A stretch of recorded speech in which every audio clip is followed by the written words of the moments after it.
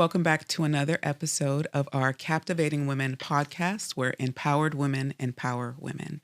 I'm Dr. Keisha, your resident psychologist. Hey guys, my name is Takira, aka Sweet Tea. So excited to be seeing you all again. We're excited to talk about this topic. I think it's going to be really good. Oh yeah, I absolutely agree. My name is April Buckins. My patients love to call me Dr. B.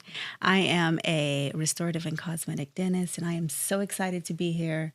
Just so that we can keep the conversation going. Yes. You know? Yes, so, yes. Yeah. So what are we talking about today? All right. I'm excited. I'm really excited. But first, let me lead with this little quote or kind of overview of the topic that I found online that my friend April sent. Because she knows how I prepare.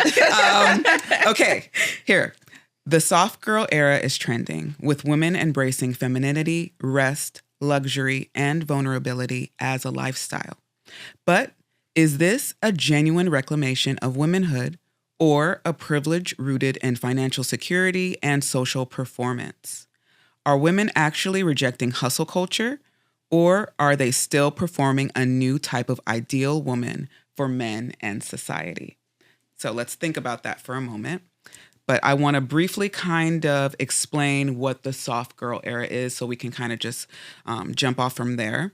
So what I found, it's a mindset and lifestyle focused on prioritizing comfort, relaxation, and well-being over constant striving and stress. So that's just a little bit of what is online, right? Professionally, from my mindset, I think of it as kind of a structure or something that we can lean into when we're balancing our life. So maybe not focusing on overly relaxation and well-being, because we do have to exert a little bit of work to stay balanced. But I could see how this explanation could be very helpful to the public getting access to these new concepts. So what do you ladies think? I feel like the first question that comes to mind is choosing rest and a form of softness, is it a form of laziness, or is it actually liberation? And I think, that is where we get into this kind of interesting conversation, because I think if you were to ask men, a lot of men sometimes feel like, and I don't want to speak for men, but just what I've heard in conversations and what I see on social media, softness can very easily translate to, I want to be taken care of. Take care of me. Well, I do. You want to be taken care of. And is there a problem with that? You know what I'm saying? I don't think this is kind of the conversation Yeah. I want to have. Is it laziness? No. Do we view it as laziness? How do we view it? I think it needs to be earned. Sorry. What do you mean? I think what we are seeing is a reaction of being overworked. Yes. A certain generation, right? Socially, what we're moving towards. So people want rest. And so is rest a privilege? No, it shouldn't be a privilege. It should be something that's incorporated normally. And I think depending on your culture, depending on the society, it could be seen as like a luxury, because that wasn't so easily obtainable before, if that makes sense. You know what I mean? It does. I definitely think it's liberation. I look at it as more of pouring into your own cup so that you can better produce and be better to the people that you're serving. So I see it as a necessity. You know what I mean? I feel like, to Keisha's point, at this point in our society, we're overworked. As women, we entered into the workplace in our parents' generation, and we're seeing that all that glitters isn't gold. It's good to have your own bag and make your own money. Right. But at this end of the day, I feel like we may have lost a little something. Right. And so now, with that rest and relaxation, instead of being overworked and being so hard, we're actually trying to lean into our softness. And I think that actually serves our partners better, because we are restoring our femininity. Right. When you're in the workplace, especially in high-powered jobs in a corporate environment, you almost, in some ways, have to lean into your masculine energy, right? You do. And your partner, they don't want a masculine woman at home. But that is so interesting, right? When we kind of go further into the conversation about gender roles, right? What energy is your partner going to be leaning on too? Maybe he is going to have a little bit more feminine energy in certain aspects, depending on what he does. Yeah. Right. So we can kind of talk about that as well. But I think that's just it. I think I agree with that. We can talk about that, but I agree with what you said. Choosing to be feminine, I really feel like is not weakness. It's actually a power. Yeah. Because like you said, I think today's woman, and there's a stat out there that talks about how 50%, I believe, of women have to work. Don't quote me. Let's go Google that. But I believe 50% have to work. So that does put us more in a, I hate to say it, a masculine space. And some would debate, well, why do you have to show up to work masculine? That's a whole other conversation. So that is so interesting, because when you say 50% of women have to work, so that means that those 50% of women have to work in their partnership, right? So are we choosing partners that kind of complement what we do, so we're not put in a space to have to exert unnecessary? Well, that's why there's so many layers to softness. Right. Because I feel like a lot of times finances, there's things that dictate our ability to be soft. And I think the reason a lot have to work is because a lot of us are not living based upon one income. We're not living at the level of... And the things that we tell ourselves, right? Because we kind of tell ourselves sometimes, okay, you know, if I'm doing this job and I'm in this masculine headspace because I have to exert energy, right? For me in particular, I don't necessarily see my job as masculine or feminine. I just feel like I have to bring me in a certain kind of level of energy and mindset to it. But is that going to be attractive to a partner? Yeah. I think that what I've heard men say repeatedly is like, you can do that at work, but don't bring that energy home. So the masculine energy then. The masculine energy. So I feel like if I'm having to do that 5 days a week, 40 plus hours a week, it can be hard to make that switch when you come home. So I feel like to that point that you had made about, are we being lazy or is it liberating? I feel like you almost have to be intentional about turning it off, turning off that energy so that it doesn't affect your relationship. And the way you do it is by pouring into yourself, by getting that massage, by getting your nails done, getting your hair done, whatever it is that it takes to restore you back to your feminine. I think that's what, ultimately a partner will want to see. I think that's why it's so big, though. And that's why when I say it's layered, when we kind of talk about the layeredness of it, when we talk about the financial component of it, when we talk about the emotional component, I think a lot of times we view, at least what I've seen is we view softness as lighting a candle. Putting on a silk No. It's part of it. Because it's the energy that you're channeling. There's a lot more depth to it. And I think that's what I want us to kind of touch on. When we think about the layers of femininity and softness, I want to So then let me ask you this then. When you say at your workplace or in other areas you have to exert more masculine energy, what are the characteristics that you're saying are more masculine? So I realize this might be a little bit controversial. People may not agree, but I feel like a certain level of assertiveness, a certain tone that you have to bring so that you don't get run over, so that, people recognize what you bring to the table. Sometimes in some settings, especially in male-dominated industries, you have to almost meet them where they are, right? And I have seen some women kind of lean into their softness a little bit.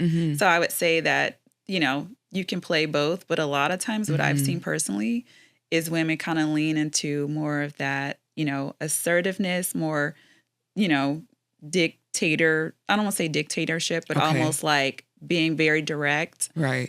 Not being soft at all because it's viewed as weak a lot of times. And so you think about that and you bring that home, that same energy home. A lot of times that's antagonistic to a man. They're going to feel like they're going to meet you with that energy. But what's so interesting, what I also find in my workplace, when I am engaging with same sex or opposite sex, depending on the energy that person is exuding, I can kind of dance with it too. So it does bring out different versions of myself. And the only reason I would have to be assertive or very direct is if I'm not feeling heard in a certain way, but I don't necessarily see that as masculine. If that makes sense. I think it can, though. I can speak from personal experience. As a dentist and as a doctor, oftentimes I have the final say, right? What I say is what has to go. And I have to exert a certain level of authority, is the word to say it, so that a team can move to finish and get to the result that I need them to get to. Right. Well, what I found out in personal experience in dating, I have a guy that I'm dating, love him to pieces. But what I found out is a lot of times I can bottom line things. And that's a masculine trait, right? Yeah. I can be like, this is the bottom line. Yeah. You know what I mean? And it's because in a professional setting, I'm used to You're calling the shots. I am. And so I'm thinking, I'm being soft and I'm being, these things. But I still can very much bottom line things in my conversation, if that makes sense. No, it does. I can be like, bottom line is this. Yeah. It does. And I can try to be as feminine as I want, but I'm still bottom lining it. Right. But don't we need both energies? It just has to be in balance. Yeah. People. Yeah. Men need feminine and masculine energy, and women, we need feminine and masculine energy. But I think that it comes down to which do you lead with? Yeah. Right. Because we all checking women have ourselves testosterone, and every man has knowing, you know what I estrogen, mean? right? And I think that there's a lot of things, especially with tone, that you bring to the workplace that can come across as disrespectful to a man. Right. Very And they're reading it differently, and you almost take them out of. So this mindset is interesting. This mindset is interesting to me because it's like, okay, I hear what you're saying, but are we preoccupied with how it's coming across to a man instead of just allowing ourselves to express the bottom line it and learning when to balance? But I think when we're moving into a relationship, I think we have to be mindful of it. I think God created us a certain way. Okay. Right. And I think in the way that we were created, I think women are more nurturing. And this I'm saying right out front. I know this is controversial because I think today's woman wants to feel liberated in how we speak. Because we have been oppressed over time. We have been. Right. And that's what we're fighting. But I think that's the whole thing about the soft girl era. I think we're moving back to a place where we're like, actually, I don't want to be out here doing it all. Right. I don't. I don't want to be out here. I'm tired. I get it. And that's what I'm saying. I see that trend. I see it, right? Over time, how it's kind of manifested. But it also just knowing like where we've been and what you've now been awoken to, there's steps to getting that. Right? You know what I mean? And because it's like, I kind of just think about like our parents, right? Or the generation before us, how they laid the foundation. They were totally focused on like survival. Yeah. Most of them are just like first time homeowners or first time just getting these opportunities. Like my parents, like first generation entrepreneurs, like what that kind of looks like. So they didn't have a lot of time to focus on themselves. Yeah. They didn't have a lot of time to like, literally just went back to Jamaica for the first time since they left. Wow. You know what I mean? Amazing. Which was like eye-opening and it was so humbling. And so I think it set up myself and my sibling, my brother, to be in a position to have more time and space to be reflective of, putting me first is important. Going on vacation is important. Not focusing so much on achievements and work is important, because my mental health improves. Right. And then teaching my parents that information. And so we kind of bridge the gap and grow. But like jumping to, okay, now I don't want to work anymore and I want to, what I mean? Now and I think that's totally different. And I think that, especially a male partner would be receptive of that as long as his personal needs aren't getting neglected through that. In a relationship, right? So I feel like if you're showing your partner that me pouring into myself is actually benefiting me, but ultimately you as well, then I don't think that they'll have much of an issue. But because I would want that for him. Yeah, exactly. Exactly. But if you're doing it, I think if you're doing it to where it's like, well, I need to do this for me, and there's nothing left for that individual, then I think it could come across as selfish and maybe a little bit, self-serving. Yeah. That's why I say who you pick is important. Because I think when we look at softness, and I know we're kind of jumping ahead in the form of relationship, giving the space and the provision and protection to create that level of softness, which ultimately, in my opinion, feeds back to the relationship, is important.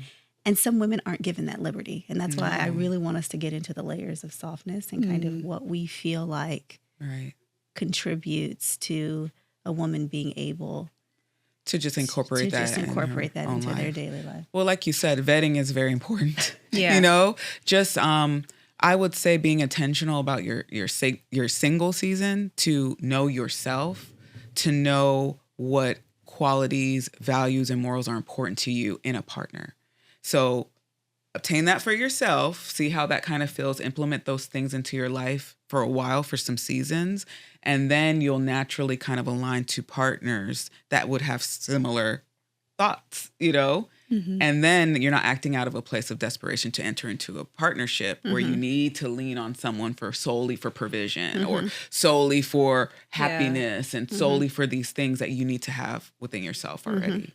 Because naturally, if you're with a partner that's not pulling their end of the relationship emotionally or financially, you're going to be more masculine. Yeah. You know? Yeah. It's going to pull you out of that. Yeah. You know? I also think softness isn't free. It's often funded. And you have to figure out who's going to be the one funding it. And I think sometimes we have this idea and this notion of, I want to live a soft life. And the question is, what does that look like for yourself? Right. And can you afford it? Soft life could just be literally an afternoon reading a book to yourself. It could be. Or a bubble bath at the end of the day. Absolutely. Right. And I think you have to be aware of those things. I think some women are mothers of multiple kids, and they don't have the time. So it can be very difficult. So time would be softness for them. Time would be softness for them. And Yeah. so it's figuring out what is the cost of your softness. Yeah. I think for me, softness is just the simple things. I love taking a nice long bath at the end of the day. I get my Epsom salt out, and I like to soak in a bathtub, but I also like a nice massage and stuff too, So I feel like. And what does it do for you? It's restorative. Yeah. It's restorative. If I'm feeling a little bit drained or empty, if I do some of those things, it really restores my energy. And for me, that's what feeds into my feminine. Right. Because if I had to exert, again, more of that quote unquote masculinity during the day, I want to come back home to, recenter back into the feminine, which is where I'm most comfortable. Right. Yeah. So just going back home to you. Yeah. Right. And being okay with like channeling that energy like throughout your day to exist. Because you know what I mean? You have to kind of like go on this path to challenge yourself in different ways and be in certain mindsets. We can't always be happy. Yeah. You know what I mean? Yeah. We can't always be sadness that doesn't last forever. So like we need to channel different energies to get through that. Yeah. Yeah. Okay. So when we talk about that, we kind of lean into the question of gender roles. And so why are you laughing? I'm laughing because, I feel like a lot of people have some strong views about this. And it's just, I'm interested to see what you guys' takes are. I see it as when I look at just the whole person, right? And what that person kind of wants to get from their life and their experience. So, okay, there's some people that are more masculine in their stance and some people that are more feminine in their stance. And some are in different bodies, right? There are very feminine men, and then there can be very masculine women. Now, when you're engaging in partnership, how do you manage that collective energy, right? And it can kind of lead to the breakdowns in whatever relationship, if you're facing breakdowns, because I've seen couples do beautiful dances with their energy. More men that are leaning on the feminine side, just being more talkative, being more listening, tapped into their empathy. Those are what you would say are feminine traits, but that doesn't necessarily mean that that man cannot be masculine. That's right. It just works for their partnership. So I think it's just kind of going back to you as an individual, getting to know like how you kind of express yourself in that energy. And then in partnership, if it's bringing up conflict or not. And you can see that in friendships. You can see that in parent, child dynamic. What do you guys think? So going back to kind of what you were saying with gender roles, I guess I want to even state, okay, well, what are gender roles exactly, right? When you think about it. So what comes to what mind, have we been taught? Yeah, exactly. Yeah. What comes to mind for me is pretty much what I've, I don't want to say been taught, but maybe indirectly been taught is, a man is supposed to be the provider. He's supposed to be the protector. And, the woman, if, in your relationship, needs to be more nurturing. And, if we look at some domestic roles, some men have an expectation that you're going to be cooking. You're going to be the person who's cooking the most. You're going to be taking care of the home, and so I think traditionally that is what I've seen. But of course, over the decades, we've sort of shifted and moved away from these well-defined roles. And I think that one thing that comes to mind for me is, when I look at, and I'm not saying that this is my stance, but when I look at the statistics of marriage, let's say for marriages in general, if we're talking about that, and how over half of marriages, end in divorce, the question that kind of comes to mind is this in parallel, or is this, partly due to this shift in roles in a relationship? So I don't know, just throwing that out there. Yeah. Yeah, I think that I think part of the shift that we have seen is because we don't have defined roles, in all honesty, and I think that we've kind of steered away from it. I think women have been doing a lot of the male things, and I think we've grown exhausted, which is why I think moving back to this soft girl era has been kind of such a big thing. I think men have oftentimes feel emasculated in a lot of scenarios, and we don't want to generalize. But I just think that overall, I think that, this is about to sound preachy, but I think that God gave a divine order. And I think within that divine order are things that are beneficial to the success of marriage. Absolutely. Yeah. And I think that if we can find ways to return back to that divine order, I think we would see a lot more happiness within marriage. I agree. I think part of that divine order that is missing a lot is time. And I don't think people that have experienced relationships that are successful to them, because I don't want to generalize it. I'm just saying that the outcome hasn't been favorable for them in relationships. I don't think that there was time, like a observance of a divine time into it in before entering certain levels of partnership. Because then you would kind of get to assess, your expectations in the relationship, and then the capabilities of the partner in the relationship to then kind of be able to solve issues in a manageable amount of time that arise, if that makes sense. So like when we talk about roles in the relationship, if you didn't give yourself enough time to even see if you have chemistry with this person to be able to kind of withstand, anything that kind of arises, then roles are going to be an issue for you, Yeah. And I think too, it's really important if you're in a partnership to set the expectation. Right. And have those conversations, because I think a lot of people beforehand. Yeah, beforehand. I think you don't have to be in this relationship. Right. Exactly. Like a lot of people treat relationships today like there's like a gun to your head. Like you know you don't have to be here. You don't have to be in the relationship. But I think that people have a tendency to come into a partnership with a certain expectation.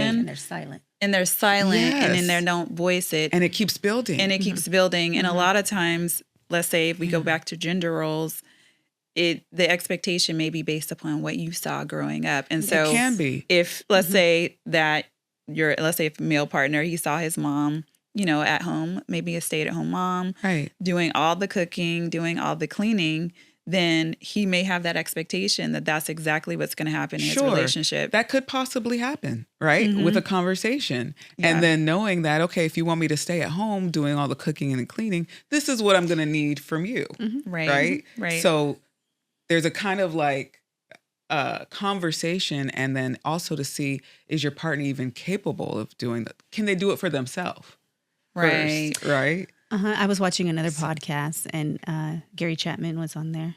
I think I saw that one. Did you see it? And I thought it was so good what he laid said. the foundation for a lot of thinking. Write down all the responsibilities of the house. Yeah. Each of you go off with your list and you write down what you feel like you want to do. And then you come together and a lot of things will match, but there will be some things that will be different, he said. And he said those things you have a conversation about.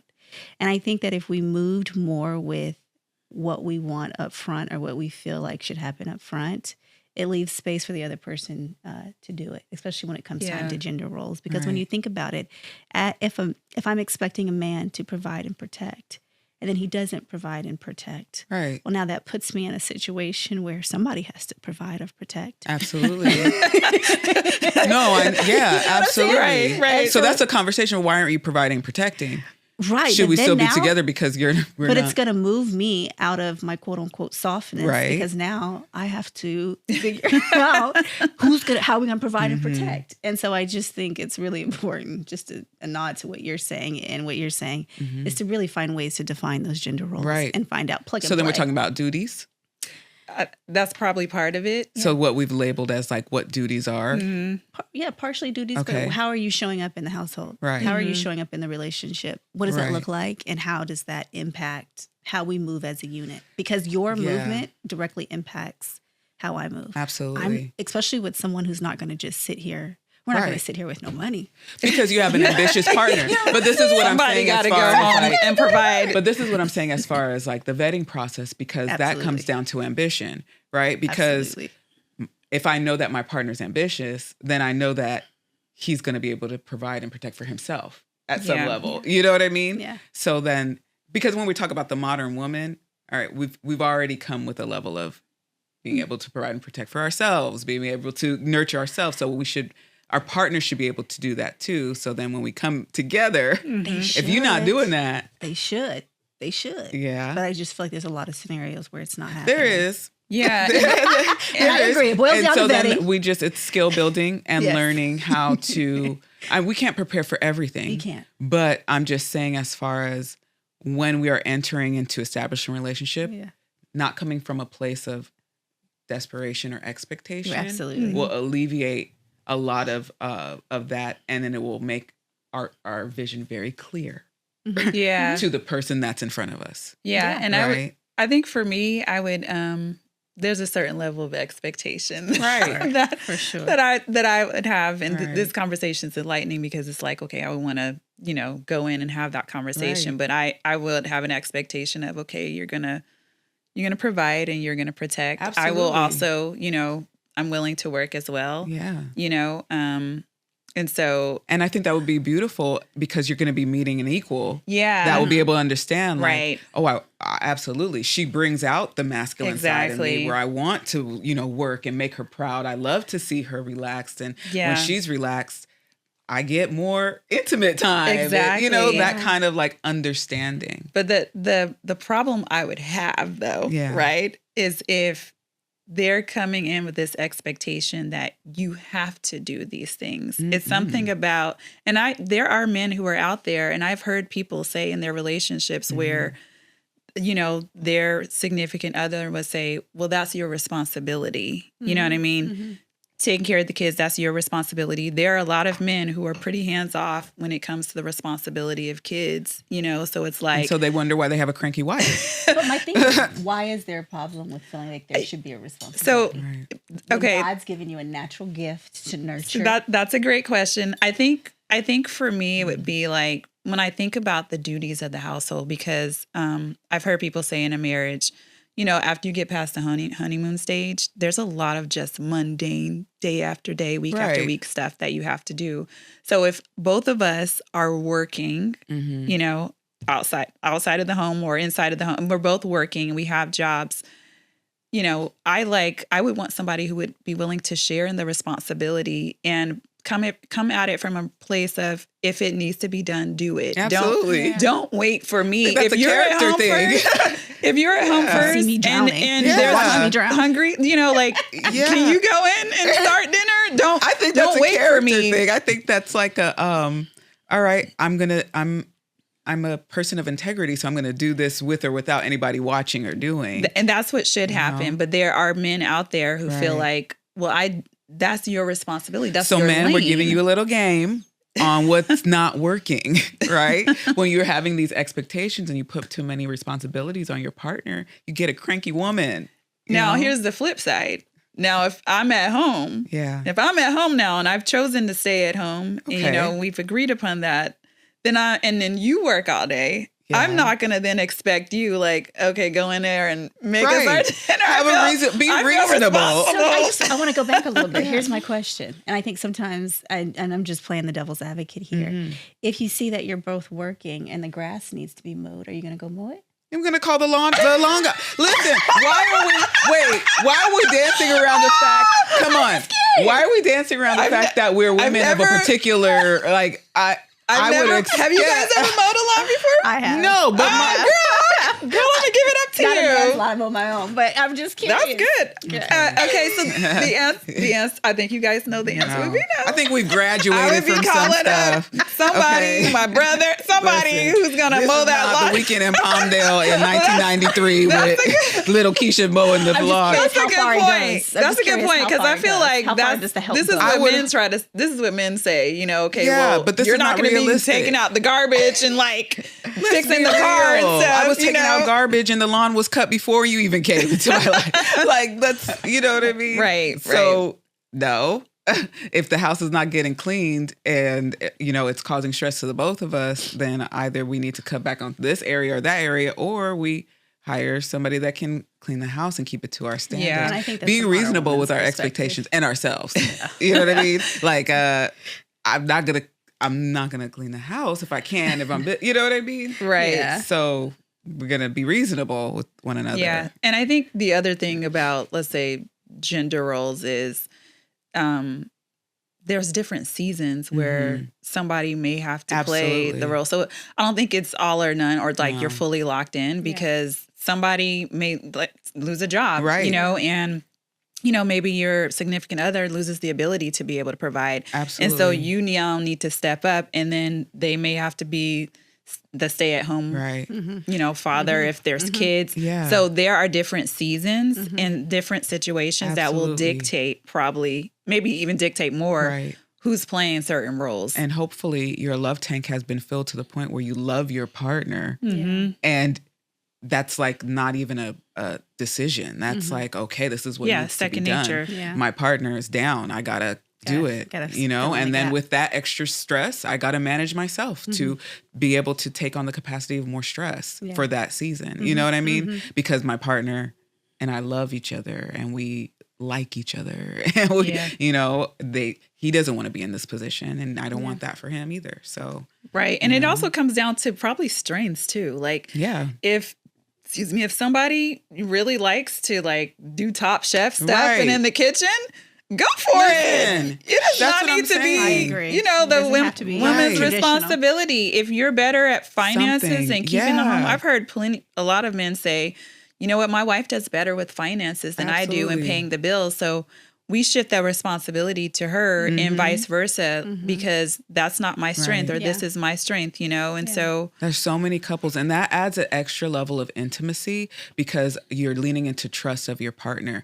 Being able to trust them fully with the finances. Yeah. You know how many partners that have canceled that they have no idea what is going on in that arena, but that partner is really good at it. And it just, that other partner knows, okay, I'm taken care of to an aspect that I don't have to worry about being exploited or, you know, taking advantage of this, because I trust this person and they have shown over time that they're trustworthy. They can be trusted. Right? They're dependable. Yeah. They're responsible. You know? Things that we should be just looking for as we give ourselves time and space, that person can express naturally before we decide to couple up with them, you know? Yeah. And I just think previously, and then some, you know, people are learning along the way, just giving themselves the opportunity to learn your person in just different stages, and then being okay with making an exit if it's not absolutely, you know, coming to fruition. Absolutely. So I think you really have to tailor gender roles to your own individual needs, right? It's not what works for one group is not going to work for the other, you know? So you have to establish those expectations up front and come to some sort of agreement about what that looks like for you. I also think just tying that together with our conversation about softness, I think it goes the same for softness. I think as women, we should be practicing a certain level of softness prior to marriage, giving men opportunity to lead where we can, not giving all of our energy, for lack of a better word, to them, but allowing us to practice that exchange so that we know what we're getting into.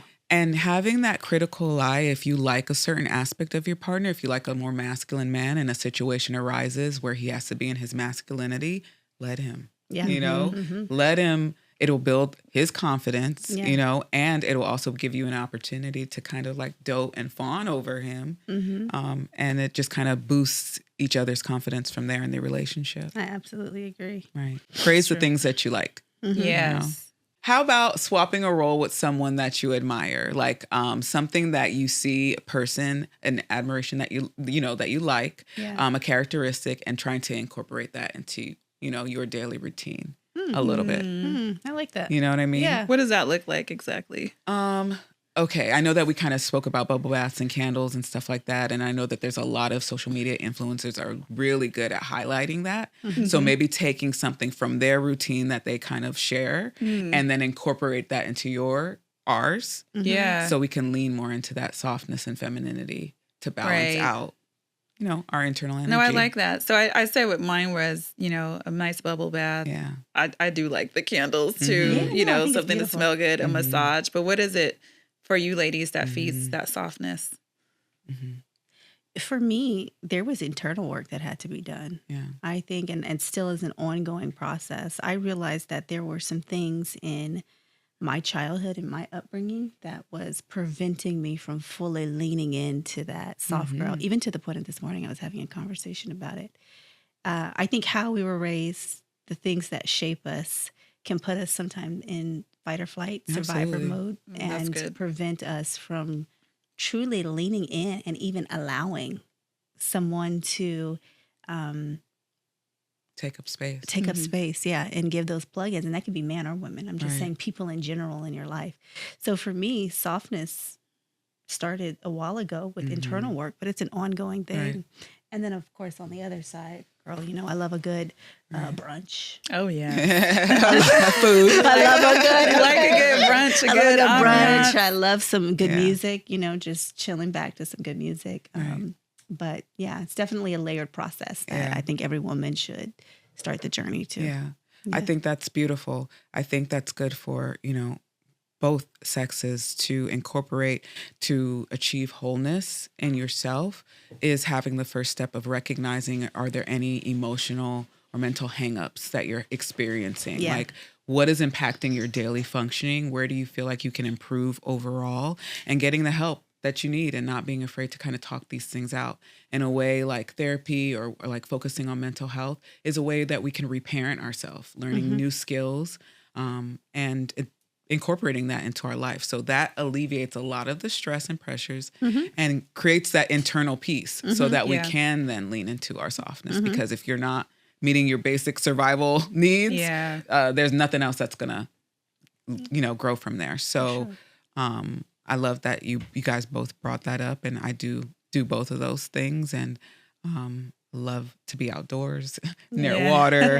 hearing nature, any type of that. I love to sleep. I can literally sleep a day away. I love it's like just being in my own like little cocoon, and how beautiful it is to just be able to kind of shut down for a while.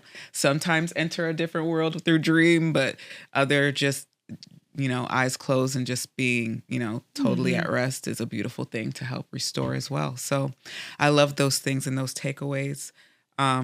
Just for a last little quote, do you have anything that you want to share? Yeah, I was just going to say, just back to the softness. So I think just answering that first question we threw out there, I really believe, I think where we're landing is that it is empowerment to really lean into it. And it actually puts you in a better position to serve other people.